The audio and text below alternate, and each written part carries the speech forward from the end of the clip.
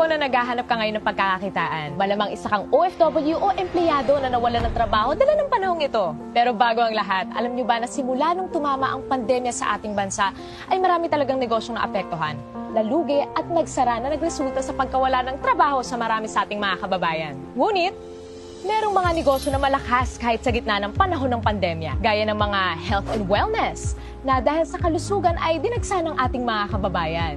At pagkain din na bumubusog sa ating katawan. At sa gitna ng limitasyon sa paglabas ay nandyan ang iba't ibang delivery service na naghahatid sa atin ng mga online orders. Sila yung mga halimbawa ng mga negosyong lumakas sa gitna ng pandemya, pero alam nyo ba na ang delivery service lang ang nangingibabaw sa lahat ng to? Sa kahit anong sitwasyon, palaging in demand talaga ang negosyong ito. Mapapagkain, gadgets, rubber shoes, damit o mahalagang bagay o dokumento o kahit ano pa yan.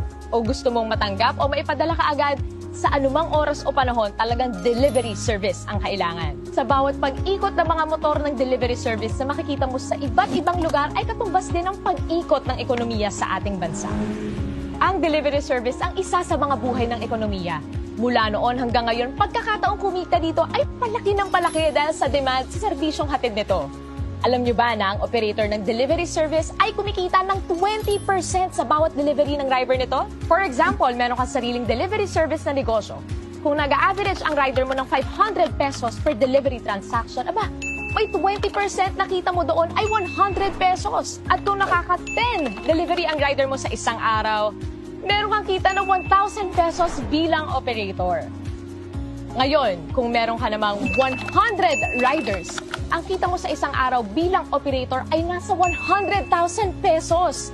Ganon kalaki ang kita bilang isang operator.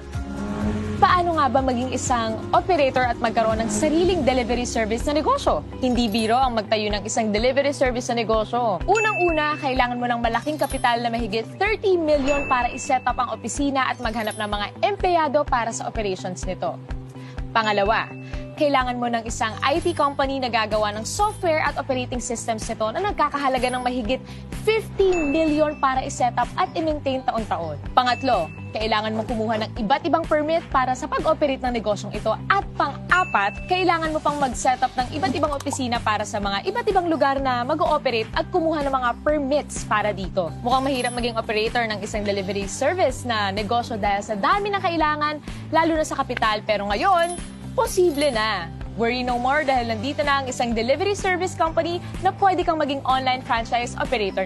TokTok, ang pinakabagong delivery service at ang kauna-unahang online franchise operator delivery service company ay kakatok na sa mga pintuan nyo. Bilang isang TokTok online franchise operator, magkakaroon ka ng mga benefits na may enjoy mo. Pwede kang tumanggap ng mga rider applicants under you with up to 100 riders per operator. Magkakaroon ka ng TokTok delivery service link to monitor your riders and transactions na kahit cellphone lang, pwede na! Kumita ng 7% sa lahat ng delivery transactions ng mga riders mo. At pwede ka rin magkaroon ng pagkakataong kumita ng hanggang 30 to 60,000 pesos. Kada buwan yan, take note, at nasa bahay ka lang. At pwede ka na rin maging online franchise operator anywhere in the Philippines na hindi mo na kinakailangan mag-set up ng kanya-kanyang opisina sa iba't ibang lugar. Nasa bahay ka lang, pwede na. Magkano naman ang kapital na kailangan para maging isang TokTok online franchise operator? Unlike sa mga traditional delivery service, dito sa TokTok, ang pangarap mong maging isang delivery service operator ay posible na. Hindi mo kailangan maghanap ng malaking opisina. Hindi mo kailangan maghanap ng mga empleyado. Hindi mo rin kailangan gumastos para sa IT system at software. Basta may cellphone at internet ka, pwede na! And the best part, hindi mo kailangan ng malaking kapital, hindi mo kailangan ng 30 million, 20 million, 5 million, or kahit 500,000 pesos. Pero what if, sa halagang 288,000, pwede ka na mag-operate ng sarili mong TokTok online delivery service? Mas okay, di ba?